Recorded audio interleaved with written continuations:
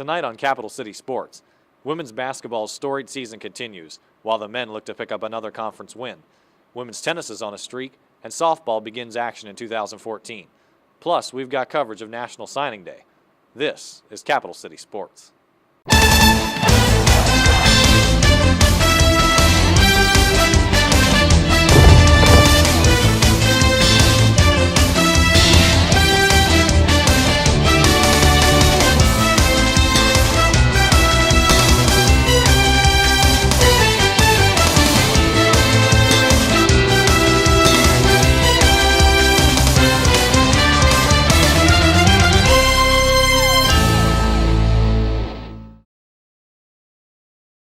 Now ranked number 6 and 21-2 after a win at Mississippi State, the Gamecocks returned home to face Arkansas. This time, we sent it to Blake Lipton. This past Sunday, the South Carolina women's basketball team took on the Arkansas Razorbacks. Elam Ibiam gets the Gamecocks off to a hot start with 2 baskets down low. Ibiam hits a layup and a hook shot in the lane. Junior Alicia Welch continues the dominance inside for the Gamecocks with a layup and one. Arkansas tries to fight back with this steal and tough layup by Kara Peak. Freshman sensation Alana Coates continues her work inside with relentless effort, leading to a layup. Sophomore Tina Roy hits a huge three to give the Gamecocks all the momentum leading into halftime. The Gamecocks lead the Razorbacks 33-18 at the half. The Razorbacks come out firing to start the second half. A long 2 by Mackenzie Adams and a long distance 3 by Callie Berna cuts the Gamecocks lead to 10. But here come the Gamecocks as Alicia Welch shifts the tie with this huge and one, giving the Gamecocks all the momentum. Olivia Gaines comes off the bench and seals the victory for the Gamecocks with this difficult 2 off the glass and 1. The number 6 Gamecocks defeat Arkansas 67-49. This is Austin Lewis, Capital City Sports. Congrats to Coach Dawn Staley and the ladies on a fantastic season thus far. As for Frank Martin and the men's team, the next major accomplishment would be picking up an SEC win, something the 8-13 Gamecocks had only done once in 8 games before Wednesday, when they took on Auburn. Back to Colonial Life we go. Here's Katie Davis. After losing 7 of their last 8 games, the Gamecocks men's basketball team was looking for a little redemption as they took on Auburn tonight in Colonial Life Arena. We're underway here at Colonial Life Arena. Dwayne Notice starts the Gamecocks off with this 3-pointer. Notice would have 12 points in the game.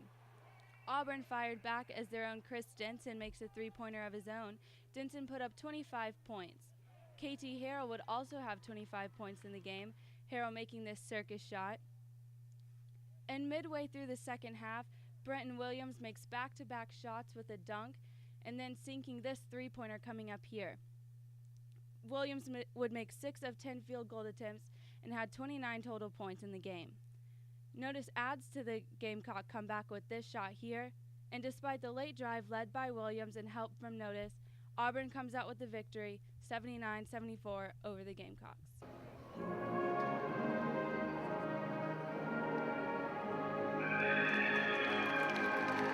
After the game, Coach Frank Martin and senior Brenton Williams talked a little bit about the loss.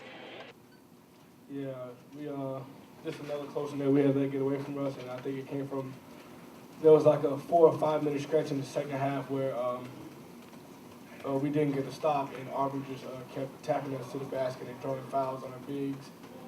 And I think that was the game within about a 13, 16 minute mark between them where we kind of slacked and we picked it back up, but we never was able to battle all the way back. Yeah, that's true. We did make a run, and the coaches were trying to tell us that's what we should have started off the half with, and we would most likely probably win the game. And that's what we have to learn from, and that's happened more than once, just more than just this game, and that's what we basically got to find a way to find it from the very beginning. Yeah, disappointment does start to set in after a while because this is like the 6th or 7th under 5-point loss that we done had in conference. So it does start to sink in, but we always got to get ready for the next game because we can't get mad at one game and take it into the next game. We just got to prepare for the next team. I think we wasn't communicating our rotations correctly, and that was giving them the split second that they needed to attack us, and that's what they did very well. We got to do a better job of doing that when we go down to Tennessee. Tough loss. Once again, close game, missed free throws. Can't shoot 59% from the line and win an SEC game. Darius and Dwayne had their hands full with their defensive assignments, and they tried against two real good players. But our game plan going in was we knew they're going at those two guys, and those guys don't settle; they attack you. So you're asking two freshmen to guard two fourth-year guys, and our help side defense was atrocious and embarrassing. And that's all I spoke about after the game. The three guys that were not guarding those two players never helped. And that's, we don't block shots, we don't take charges, we don't defensive rebound. It's hard to win. Our margin for error is paper thin, and you need to have those three guards have to play real well. Dwayne couldn't make a free throw, and Sin couldn't make a shot. It's a shame, but it is what it is. We still battled, and we would have made free throws, we probably would. Like I told Brent Williams, why does he wait till we're down 15 to decide to drive and take shots? Why doesn't he do that when the game's tied? And that's, he's got to embrace that role. He can't wait till we're down 15 to become aggressive offensively. Those three guards, I can't ask those three guys. I want Brent to be a better defender. He's not. Okay, so I got to live with it because he's giving us 20-some-odd points every time out. I'm asking two freshmen to carry the burden of leading this team. They're doing everything in their power to do it. I can't ask those guys to do more. All we can do is continue to coach, teach. They'll see that on film tomorrow, and hopefully our next opportunity on Saturday we do a better job there. The Gamecocks will be on the road for their next game at Tennessee. For Capital City Sports, I'm Katie Davis. Moving away from basketball, we turn our attention to women's tennis. The 5-1 Gamecocks came into Sunday's match against Davidson, having won 2 straight matches 7-0. Would they post another shutout? Jeremy Urso has the answer. This past Sunday, the USC women's tennis team took on Davidson. Let's get started with doubles featuring the number 3 team of Jimenez Les Luna and Dominika Kanikova. The Gamecocks started out strong as Jimenez Les Luna hits a nice forehand and her opponents cannot make the volley over the net. USC gets the early break and leads 1-0. Here we have some great doubles play by the Lady Gamecocks as Luna hits the easy volley down the middle of the court. After a short backcourt rally, once again it's Luna with the aggressive volley and her team is up 3-0 with the double break. Here Luna hits a nice serve and then follows up with a strong forehand and USC goes up 4-0. The team would not look back from there as they would win the match 6-0. The Gamecocks ended up earning the doubles point for the competition. And now we move on to number 1 women's singles where USC's Katerina Popova went up against Elena Kumar. The Gamecocks got out to a good start as Popova's opponent hits a return of serve out. USC leads 1-0. And then Popova would get the break in the next game after her opponent cannot return her backhand and hits the ball into the net. Popova would go on to win the first set after another unforced error by her opponent. She would go on to win the match 6-0, 6-2. The Gamecocks won the overall competition 7-0. Jeremy Urso, Capital City Sports. Next up for the Gamecocks, number 13 Clemson, as the Palmetto State rivalry picks up February 16th at Carolina Tennis Center. It's always an exciting time here in South Carolina when players take the diamond on opening day. Baseball's first pitch comes on Valentine's Day, but this weekend, Gamecock softball began a season in which it will play 34 regular season games and the SEC tournament at home. Pat Cloney was there for South Carolina's second game of the Carolina Classic Tournament against the Ohio Bobcats. Gamecock softball played its second game of the Carolina Classic Saturday afternoon against the Ohio Bobcats. The ladies opened the season with a 1-0 victory over Iowa on Friday, but they would run into trouble against Bobcat pitcher Savannah Jo Dorsey. She strikes out Kayla Sneer swinging, then Sarah Mooney looking, and Eleni Page but she's just here to watch too. Dorsey struck out 7 Gamecocks on the afternoon. Julie Surratt wasn't as sharp for the Gamecocks. In the bottom of the first, Alexandria Basquez laces this RBI triple into the right center gap, plating the first run of the game for the girls in green. A few batters later, Madison Clater smacks this one to left field. Eleni Page tries to make the play, but she slams into the wall. Clater will race all the way to third for another Bobcat RBI triple. The Gamecocks would get a run back in the top of the third when Dorsey throws a pitch over the catcher, allowing Cody Yeski to move to third, but she will get an opportunity to head all the way home after the Bobcat catcher ailmares the throw, cutting the lead to 1. But in the bottom of the frame, it's Clater who obliterates the offer from Surratt, and it sails over the left center wall for a 3-run bomb. Bobcats will go on to win this one by a final score of 5-2. Not to worry, as the Gamecocks would take their final 2 matchups of the tournament to start the season 3-1. For Capital City Sports, this is Pat Cloney. Not to worry, Gamecock fans. Softball won its other 3 games of the weekend, defeating Iowa, Presbyterian, and UNC Greensboro to get the season rolling.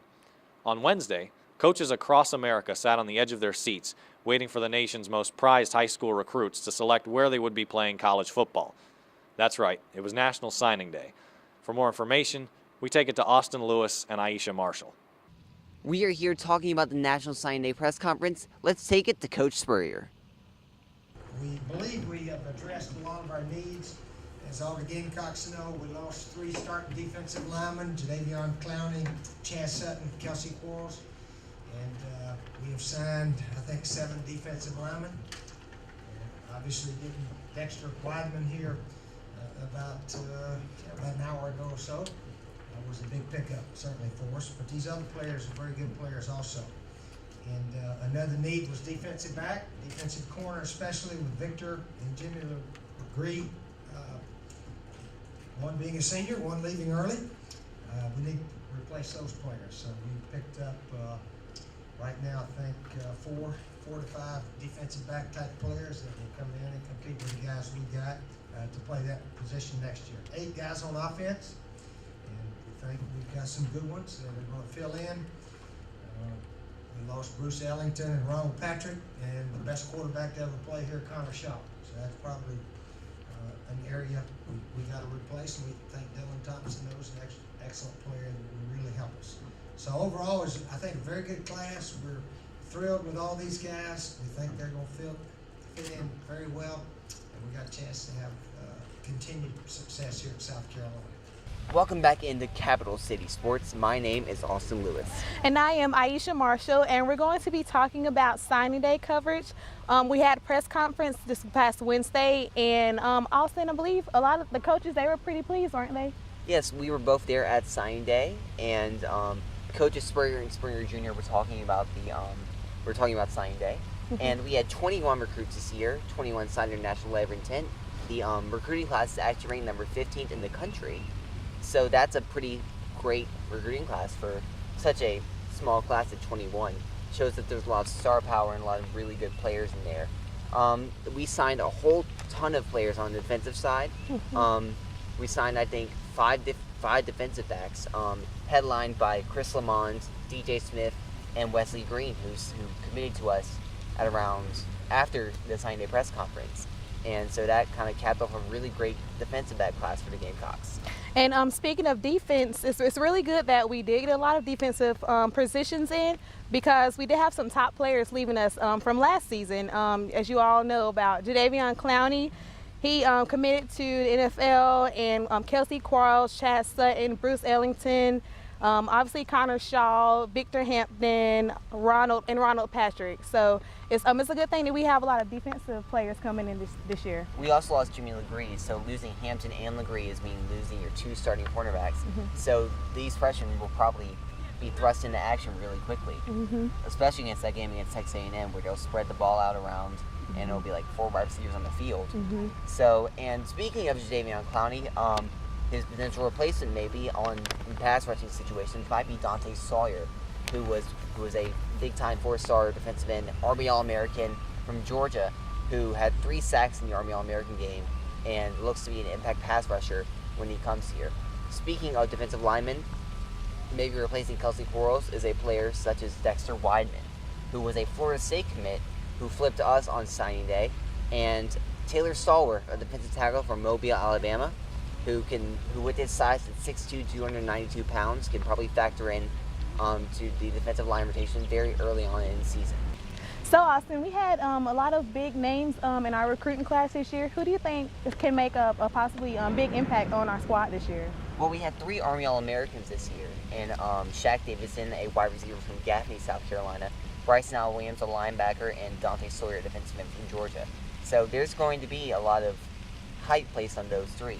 Mainly Bryson Al Williams, who's become kind of the face of the recruiting class. Lorenzo Ward, in his comments about Bryson Al Williams, said they should have put him on the payroll as a recruiter because he's one of the main guys who got a lot of these players into South Carolina and committing to South Carolina. When speaking of the offense, Shaq Davidson, everybody's going to expect him to make a pretty big impact as a wide receiver because losing Bruce Ellington is a massive loss, as we all know. But a sleeper, kind of a Farrah Cooper, as see Farrah Cooper was kind of a mid-tier guy. He wasn't really expected to make a humongous impact, but he wasn't really rated highly by the recruiting services. Is a player like Tyshawn Samuel, who really showed out in the Shrine Bowl, and there's kind of a quiet hype behind him because he might make a Farrah Cooper type impact, maybe special teams, maybe in receiving corps. Just a guy who can make plays. That's what Tyshawn Samuel is. And Shaq Davidson, in the same rep, is the guy who can make plays. Speaking of quarterbacks who came in, not expected to make an instant impact, Michael Scarnecchia, a quarterback from Florida, most likely going to redshirt, but as Spurrier said in the press conference, he's a football junkie, just like Connor Shaw in a way, and a guy who loves to work out, just wants to make the team better. So that's kind of maybe a future potential replacement for Connor Shaw. All right, you want to scoot over some? I think you like. Yeah, I think it's always important to try to get the best players in your state, and certainly Clemson gets their share also, which is really maybe one big reason we're winning 11 games instead of 7 games that we have in years back, because when you get the best players to stay in state, then you're able to go to the border states, Georgia, North Carolina, a little bit down into Florida, and get some of their good players also. Coaches Steve Spurrier and Steve Spurrier Jr. spoke at the press conference about in-state recruits, and looking over the numbers, we got 9 out of the 21 players. They're all from in-state. So, Austin, what does that says as far as like for our recruiting team this year? I think it shows that, as Spurrier said in the press conference, that's probably the reason why we're winning 11 games every season instead of 7.